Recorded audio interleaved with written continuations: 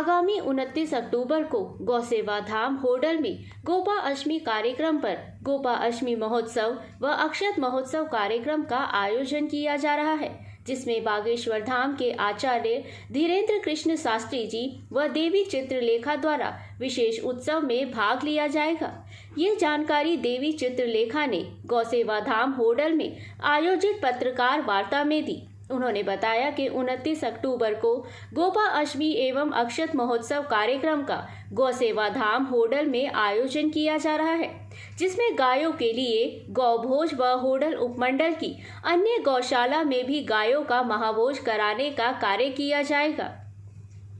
देवी चित्रलेखा ने बताया कि इस अवसर पर धीरेन्द्र कुमार शास्त्री विशेष रूप से मौजूद रहेंगे, जो कि अपना प्रवचन देंगे और सभी नागरिकों को आशीर्वाद प्रदान करेंगे। उन्होंने बताया कि इस कार्यक्रम में हजारों की संख्या में नागरिक भाग लेकर के गायों की सेवा करेंगे।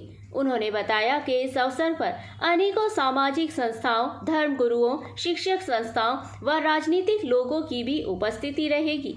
होडल के विधायक हरेंद्र सिंह ने 29 अक्टूबर को आयोजित गोपा अष्टमी एवं अक्षत महोत्सव में होडल विधानसभा क्षेत्र के नागरिकों से अधिक संख्या में भाग लेने की अपील करते हुए कहा कि ये कार्यक्रम एक विशेष कार्यक्रम है, जिसमें श्री धीरेन्द्र कुमार शास्त्री जी भाग लेकर के होडल क्षेत्र के नागरिकों को अपना आशीर्वाद प्रदान करेंगे।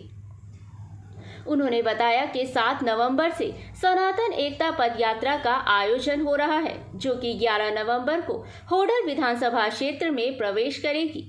उन्होंने अधिक से अधिक संख्या में इसमें भाग लेने की अपील की। इस अवसर पर यात्रा के संयोजक नितिन कुमार ने बताया कि धीरेन्द्र कुमार शास्त्री के नेतृत्व में 7 नवंबर को छतरपुर मंदिर दिल्ली से सनातन एकता पदयात्रा का आयोजन किया जाएगा, जो कि फरीदाबाद, पलवल, मथुरा जिले से होते हुए 16 नवंबर को वृंदावन जा करके समाप्त होगी तथा इस पदयात्रा में लाखों की संख्या में नागरिक भाग लेंगे।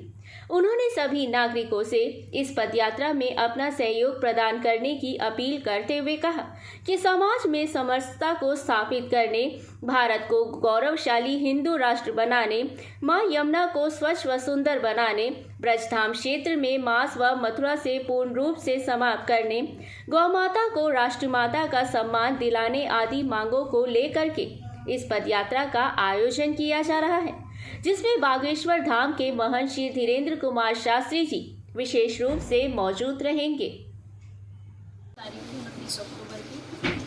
29 अक्टूबर को गौ माता के लिए हर वर्ष हम वार्षिक महोत्सव रखते हैं। क्षेत्र में जितनी भी गौशालाएं सबके लिए चारा, दलिया सब भेज करके उनको प्रसादी करवाते हैं।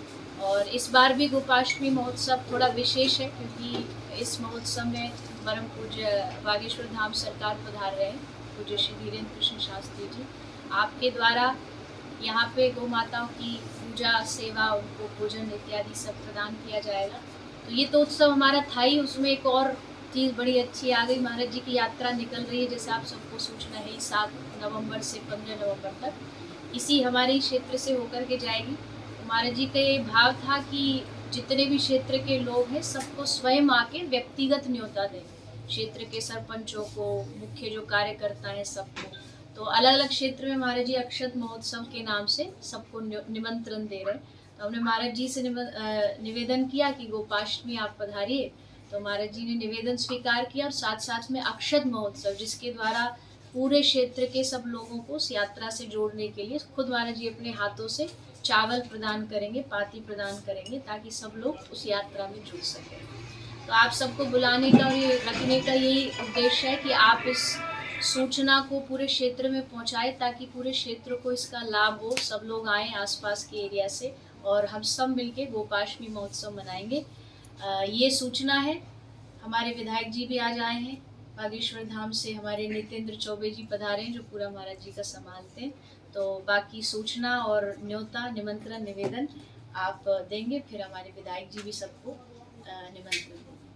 ये श्रद्धा सुमन है, क्योंकि ये स्थान एक ऐसा स्थान है कि जहाँ पर सब लोग बैठकर अपने आप को बहुत ही जो है ना गर्वान्वित महसूस करते हैं। और हमारे लिए तो ये बहुत ही सौभाग्य की बात है कि हमारे यहाँ से ब्रिज से बाबा केसर बाबा धाम की जो ना यात्रा निकलने जा रही है, उसी के उपलक्ष्य में 29 तारीख को जो हमारे यहाँ पर प्रोग्राम होने जा रहा है, मैं अपने होडल विधानसभा और पलवल जिले की समस्त सरदारी से निवेदन करना चाहूँगा कि ज़्यादा से ज़्यादा संख्या में यहाँ पर पहुँचकर बागेश्वर धाम बाबा के चरणों का आशीर्वाद लें, देवी जी का आशीर्वाद लें। और मैं स्वयं भी सभी सरपंचों को, सभी पार्टी के नेताओं को, अपने सभी सरदारों को, माताओं और बहनों से अपील करता हूँ कि ज़्यादा से ज़्यादा संख्या में यहाँ पहुँचकर उस दिन जो है इस कार्यक्रम की शोभा बढ़ाएं। और मैं स्वयं भी उनको अपने माध्यम से, अपने परिवार के माध्यम से उनको फ़ोन भी करूंगा कि ज़्यादा से ज़्यादा लोग यहाँ पे आए। बाकी की सारी बातें तो देवी जी ने आप लोगों को बता दी हैं। और जगह और कुछ भी जो बातें हैं, जैसा जैसा प्रोग्राम है हमारे बागेश्वर धाम बाबा के यहाँ से जो ना उनके सब प्रतिनिधि यहाँ पर आए हैं, वो कार्यक्रम की रूपरेखा वो आपको बताएंगे। और मेरी सभी से अपील है कि ज़्यादा से ज़्यादा लोग यहाँ पर 29 तारीख को रहना चाहिए। कितने बजे प्रोग्राम होगा ये? सुबह 9 बजे सभी लोगों को यहाँ पर उपस्थित होना जाना चाहिए, क्योंकि बाबा का जो है ना आगमन लगभग 10 बजे के लगभग है। तो हम पूरे सरदारों से ये निवेदन करेंगे कि 9 बजे जो है ना से पहले ही अपना स्थान ले लें, क्योंकि भीड़ ज़्यादा रहेगी। तो जो पहले पहुँच जाएंगे तो उनको सबको जगह बैठने के लिए अच्छी व्यवस्था मिलेगी। तो ज़्यादा से ज़्यादा जो है ना 9 बजे से पहले ही लोग सब पहुँच लेंगे। यात्रा की जानकारी आप सभी को ही है और हमारी देवी जी और बहना ने आप सभी को जानकारी दी है कि गोपाष्टमी 29 तारीख को है, साथ में अक्षत महोत्सव है। अभी हाल में ही मथुरा में अक्षत महोत्सव हुआ था, जिसमें करीब 5 या 10 हज़ार भक्त वहाँ पहुँचे थे। तो भक्तों को बुलाना है, उनको यात्रा के लिए सभी को आमंत्रित करना है पूरी सरकार को। तो निवेदन किया देवी जी के पास और मोनी बाबा जी के पास कि अक्षत महोत्सव यहाँ भी हो। गोपाष्टमी देवी जी मनाई रही है, तो उसके साथ साथ कुछ सरकार का आदेश हुआ तो आप सभी को बुलाया गया। देवी जी ने निवेदन किया। तो 29 तारीख को जैसा कि माननीय विधायक जी ने बताया कि 9 बजे से प्रोग्राम होगा। 10 बजे कुछ सरकार आ जाएंगी, 10 बजे से प्रोग्राम स्टार्ट होगा अक्षत महोत्सव का। तो इसमें पूरे आसपास के क्षेत्र के आ रहे हैं, क्योंकि जो पदयात्रा है वो 10 दिन की पदयात्रा है और यहाँ भी उनका निवास है, 1 दिन का पड़ाव है जो, तो वो भी यहाँ पर है। ये पाती भी है, इसमें पूरा आप देख रहे हैं, पूरा इसमें डिटेल है कि कहाँ कहाँ रुकेंगे, कहाँ से स्टार्ट हो रही है। और ये 10 दिनों की पदयात्रा है, तो ये आप सभी को भी प्राप्त हो जाएगी। बस आप सभी से निवेदन है कि अपने आसपास के क्षेत्र के, मथुरा वृंदावन के और अपने आसपास के क्षेत्र के जो भी भक्त हैं जो पदयात्रा में आना चाहते हैं, सनातन हिंदू एकता पदयात्रा हो रही है। जात पात का भेदभाव मिटा के हम सब हिंदू एक साथ होकर के इस पदयात्रा को आगे बढ़ा रहे हैं। तो आपके माध्यम से, क्योंकि भारत का चौथा स्तंभ कहा जाता है, आपके माध्यम से सूचना आप जन जन तक पहुंचा दें और ज़्यादा से ज़्यादा लोग इस यात्रा में और इस 29 तारीख को अक्षत महोत्सव में शामिल हो 10 बजे से, और पूज्य सरकार के साथ एक साथ होकर के हम आप सभी मिलकर के इस यात्रा को सफल बनाएं। होटल में यात्रा कब करेगी? होटल में यात्रा करेगी 11 तारीख को। इस यात्रा के मुख्य उद्देश्य क्या है, क्या क्या आपकी हो रही है? इस यात्रा का मुख्य उद्देश्य है कि एक तो भारत को हिंदू राष्ट्र बनाने के लिए जो संकल्प है पूरी सरकार का, गौ माता को बचाने के लिए, गौ माता को राष्ट्रमाता बनाने के लिए, साथ में गंगा जी जो हमारी नर्मदा मैया है उनको स्वच्छ बनाने के लिए, और भव्य विशाल निर्माण जो हो हमारे मथुरा में भगवान श्री कृष्ण का मंदिर का भव्य विशाल निर्माण हो जाए, और सामाजिक समरसता को लेकर के इस यात्रा का मुख्य उद्देश्य।